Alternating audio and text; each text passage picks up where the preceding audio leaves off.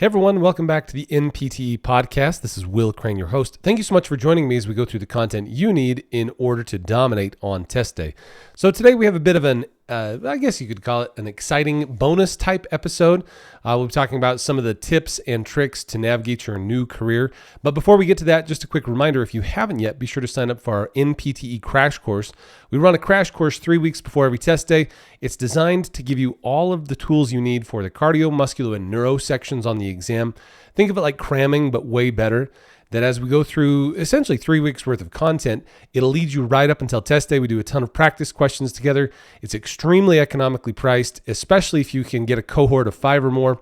We can, like we do all the time, we do tons and tons of cohort discounts. In order to sign up for that, all you have to do is to go over to ptfinalexam.com. If you have a cohort, just hit that contact tab and we can get your cohort in for a very sweet discount. Again, you won't find any deal this good anywhere else. That we go through essentially the 3 biggest systems on the exam, cardio, muscular, and neuro, but we do so in a way that helps you to stick. We talk about, every time we get together, we've got live sessions associated with that. We go through practice questions. Really, it's all designed to get you more questions correct on test day, which honestly, sometimes people ask me, what's the secret? How do I pass the exam? Well, you just answer every question correctly and you'll pass every time. But other than that tongue-in-cheek reply, it is important to get as many of them correct as you can. And so every time we get together on the crash course, and really any of our sessions, we try to think of ways that are easily things that are easily tested, things that are likely to be tested, things that are related to safety, direct, effective care. All of that's associated with the NPTE crash course. Again, we've got that for PTs and PTAs, and again, extremely economically priced, so you can join with us every exam date 3 weeks before every exam. So today I wanted to talk through a couple of questions I've been getting recently, and I thought we'd compile this into a podcast episode because I do feel like it's really important that as you navigate your new career, there are just some key considerations. Now, don't get me wrong, these are all just thoughts to have. It's not a comprehensive list of things to either avoid or to absolutely do. Rather, it's just meant to be a way to at least guide some of your decision making. So we'll go through a few of these things here. As always, we talk about some of this in our class, especially our VIP class. We talk about ways to navigate your new career and really make the most out of the first couple of years out of practice. So here are just a few key considerations as you consider what you're going to do after PT school and once you've entered, you've passed your NPT and when you're on to your new career. So when it comes to navigating your new career, there are a few key things we want to talk about. Number one, we want to seek personal and professional development and satisfaction. So what does that mean? As you are entering the workforce and your new job, your new field, your new everything, really, number one, it's so nice to be cash positive rather than paying for all of the experience to be a PT. Now you are getting paid for your knowledge and expertise. So when it comes to your personal and professional development, there are a few things to consider. Number one is location and setting. So think about that for a moment. That location, we're talking about geographical location. If it's important to be close to family, close to adventure, close to warm weather, you name it, you have to make decisions that will affect you as you're finding a place to live when you are first a new grad. And a lot of times this does revolve around either your personal geographic preference for, we'll say weather or state, or it could be family related, really family related, spouse related. There's a lot of considerations that go into the actual location. The secondary part of that is the setting. What setting are you going to be practicing in? Now, a lot of times we come through PT school, we have a pretty good idea of what setting we're going to fit best in, whether that's an inpatient, a skilled nursing facility, whether that's outpatient, pediatrics. I mean, you name it, there's a whole bevy of different career options that we have available to us as PTs. So you have to consider what setting would you be most ideally placed in. And granted, there are some times when you're not able to get directly into the setting that you'd like to. So for instance, I talked to someone recently who is trying to be a PT for a Major League Baseball team. Now, a couple of things about Major League Baseball PTs. Number one, there's not that many job openings. There are some, but there's just not that many. And so this person, they had to wait or bide their time in order to wait for that opportunity to come around. And the second thing about that is it did require a location change or a move. So again, when you're considering what you'd really like to do, consider that there's a lot that goes into that. So location and setting are big.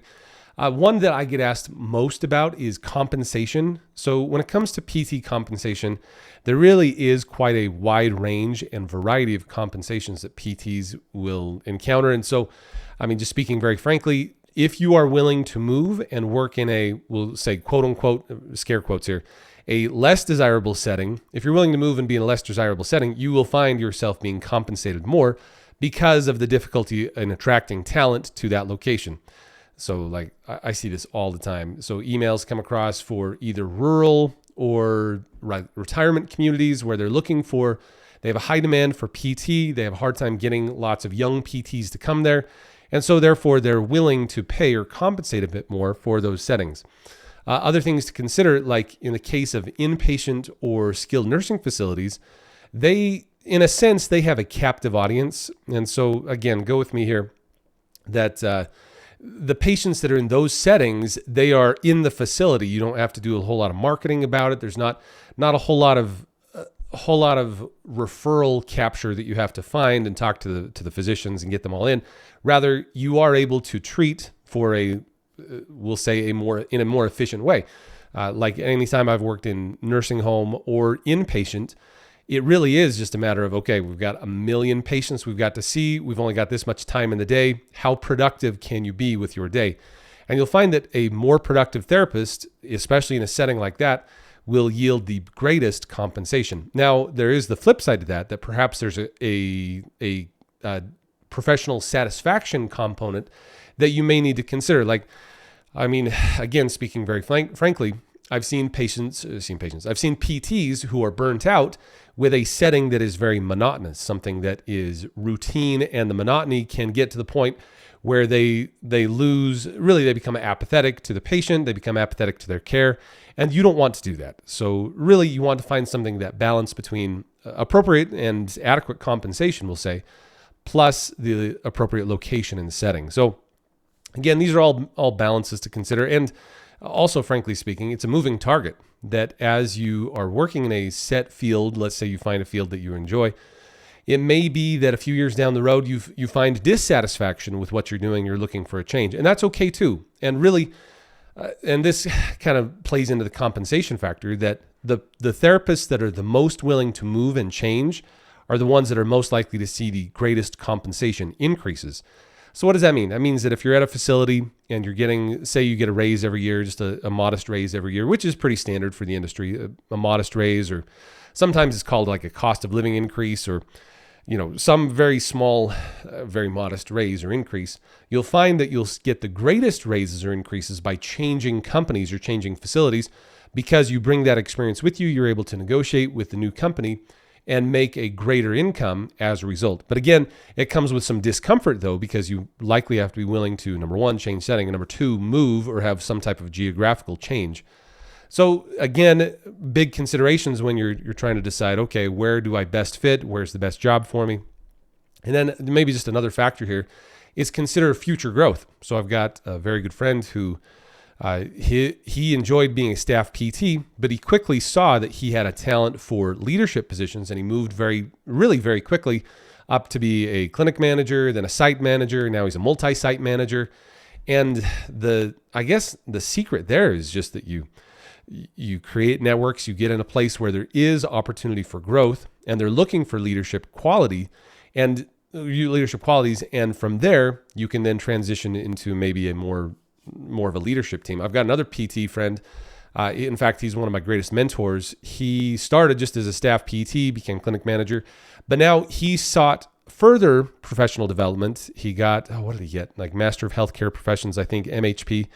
And in any case, he is now the CEO of a hospital, not just of the rehab department, but of the entire hospital, all the medical staff, everything. And it's because he sought development. And so he had to go stepwise, though. He went from clinic manager. He eventually stepped up to be a rehab manager, and then to a skilled nursing facility manager. He was willing to move. He had 2 moves, and he ended up landing in what I consider a pretty sweet gig in a geographic location that he enjoyed. I mean, it really was a good fit for him. Now, granted, it took, I think, probably a solid 20 years for him to go in that direction. And so there is some patience involved here. But the point is that he took his experience, and rather than just being complacent with the status quo, he was ambitious to the point where he sought further development and education and then put himself out there to find those career opportunities. And so I think that the opportunities are innumerable for us as PTs, that not only do we have the professional skills, but a lot of times I feel like we have the leadership skills as well to lead well into, like, again, rehab settings, even into really any clinic manager setting. We would fit very, very well into that, because I think you'd agree with me that we're all really good at working with people. And that's probably why we went into this in the first place, is because we enjoyed the people aspect of it. And so, again, PTs are extremely well suited to this.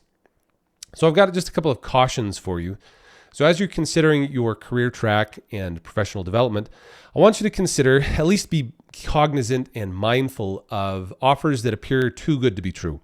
So too good to be true offers usually involve something like, oh yeah, we give you 1 million days off every year, and we've got this amazing compensation package.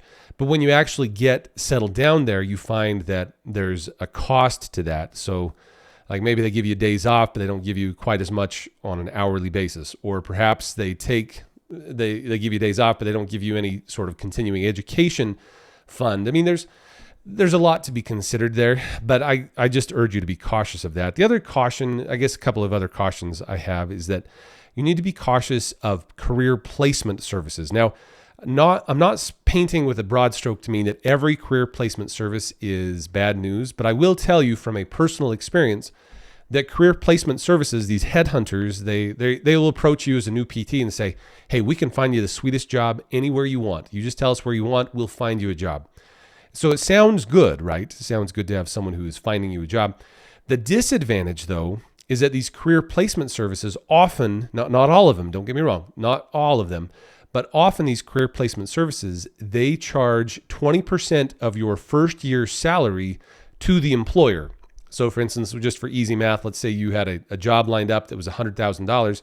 They would charge somewhere between $20,000 and $25,000 upfront to the employer for their service of putting you into that position, of putting you in contact with that career. And so now imagine from the employer perspective, like not only were they looking for a PT, but they had to pay $25,000 to find you.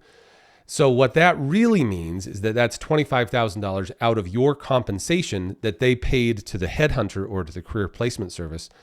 And they, like, I guess just again, speaking from personal experience, we were seeking an OT, so an occupational therapist at our facility. And I didn't know then, I wish I knew then what I know now, but I had seen this career placement service that had reached out to me as the clinic manager and said, I reached out, I replied back to them and said, yeah, I do need an OT. Do you have an OT who wants to come and work in Idaho? And so they put out their feelers to their network of OTs. And eventually we came across one that was, what was it? Someone from a different state. And they had a really weird email address. I remember it was a little bit jarring. I don't know what it was, but it was like pink22s25@gmail.com. And it's like, okay, that's not a super professional email to share with your headhunter. And then I talked to this OT on the phone a couple of times, and he was nice and congenial, don't get me wrong, but he just wasn't going to be a good fit. You could tell that there wasn't a whole lot of interest, not only in the field, but in moving. It just wasn't a great fit. But what happened shortly after that, it was kind of crazy to me, was that the career placement service, their manager, or the person that was placing this OT, called me up and said, hey, so when does this OT start? And it's like, well, I'm not so sure. I was trying to be nice. I'm not sure that's a great fit. And the career placement service agent was like, well, we're in the final stages of negotiation. Like, we really need to commit to this. And I said, whoa. We are not in the final stages. I felt like we were in the very initial stages of this. And that's when I really felt what I felt like was a lot of pressure to place them. And not because the person was a particularly good fit, but because they were incentivized monetarily. So I had a monetary compensation coming if they placed them. And then the other part of that from an employer perspective, is that was, as if I were to pay 20 grand to this career placement service, that meant that was 20,000 less I could pay to my PT. And so granted, when you are seeking for that new job, it's sometimes difficult to get a huge hourly increase. So consider you walk in and the new the new position is offering somewhere like $35 an hour or something, and you say to yourself, no, I want $55 an hour, chances are that's just too big of a bridge to span. They'll say, yeah, no thanks, we're not interested. But what you could do instead, rather than negotiating a ton on the hourly, you can negotiate on the benefits, what you'd consider like sign-on bonus, student loan repayment, continuing education, vacation packages. There's a lot more leeway in there, especially considering if the employer hasn't paid a giant check to a headhunter or a career placement service. So that being said, again, speaking from experience here, so when I first joined the workforce, when I was new grad and signed up, I came to a rural critical access hospital that was anxious to have PTs come. And one of the things we negotiated was student loan repayment. And I was able to negotiate with them about that. So what I felt like was a really good fit, kind of a win-win, really a good win-win package for us. But again, I'm so glad that I did not go with a headhunter or a career placement service, because that would have taken away from my bottom line. And again, don't get me wrong, not all career placement services are bad. I'm good friends with a couple of career placement service folks that are what they charge. They just charge a flat rate per interview. It's not a huge $20,000 check. It's more like $1,000 to bring a person to you. And again, there are lots of varying ways that they do this service, but all I'm saying is be extremely cautious of using that kind of a service, simply because it can lead to really decreased pay on your side, because you're not, they're having to pay such a large amount. So the only time that would really be to your favor, to your benefit, to use a career placement service is if you were looking for a very specialty type of career where you needed to have multiple sites competing for you. And again, that as PTs, that's, I don't know, I feel like that would be the exception rather than the rule. So again, be cautious of things that are too good to be true, especially with career placement services. Be cautious of travel placement. So travel therapy is fabulous. That really is, if you want the most compensation, you'll do a travel gig where you do like a 12-week round or 12-week rotation in multiple sites. Again, the more flexible you are in location, the more pay you're likely to get. The trouble you can run into with travel placement is with how they categorize your taxes and compensation. So again, you could run into trouble like if they say, okay, yeah, we'll compensate your housing, but then to fulfill that requirement, you have to pay for housing somewhere else. I mean, there's a couple of hoops you have to jump through there. Again, it can be a fabulous way, and really the highest income you can get is probably with those temporary travel placement positions, usually 12 weeks or 24 weeks, almost always in 3-month increments. But again, the more willing you are to travel, the more likely you'll have success in that type of a setting.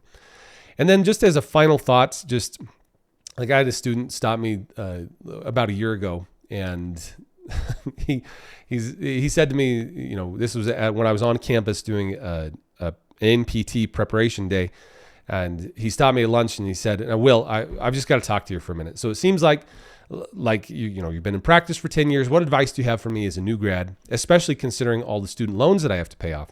So not that I had any great solution for him there, other than when you find a new job, try to find one that has some type of student loan repayment program. There are obviously various different government programs for paying off your student loans, but the real key comes down to, number one, getting a good and a good fitting job for you. But the biggest thing is just to seek that financial independence by spending less than you earn. And I know that's, it's good Dave Ramsey wisdom, all of the, old time wisdom, but it is very true that you should spend less than you earn. So again, all things considered, if you're going to live in a very expensive part of the country, you'll need to make sure that you are earning something commensurate with that, so that you don't spend more than you earn and go farther into debt.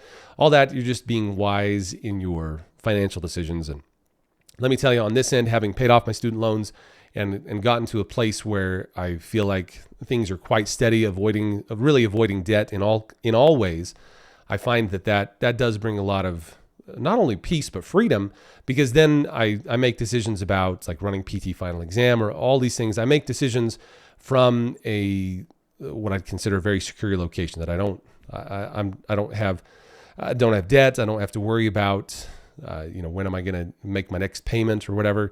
You seek to pay off your student loans as quickly as you can, and then spend less than you earn, and find a career path that is a good fit for you. So all of that, again, we'll consider this a bonus episode talking about navigating your new career. I'm just addressing some things that I've had some student questions about. Hopefully this advice is well received. I know that there are certainly a lot of considerations and certainly exceptions to a lot of the things I talked about, but just the general principle here is you want to have something that's a good fit professionally and personally, that has adequate time so you can do. It's so interesting. So I've been in practice for 12 years now, and I found in the first few years I was very willing to do overtime, weekends, holidays, trying to pay off my student loans. Like, I was very willing to do that. But then as time went on, I find myself less willing to do that in favor of having time off to spend time with my kids, to go do outdoor activities, do travel, things that are important to me personally. I find that it's good to have a balance like that. So seeking balance and wisdom in all things, again, these are things you already know. But anyway, thanks for listening to me as we go through all these tips navigating your new career. Be sure, as you're preparing for the NPTE, be sure to check out ptfinalexam.com for all of the great information you need.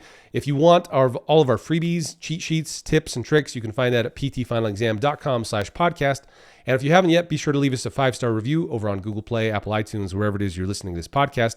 And in the meantime, happy studying, and I'll catch you in the next episode. Thanks.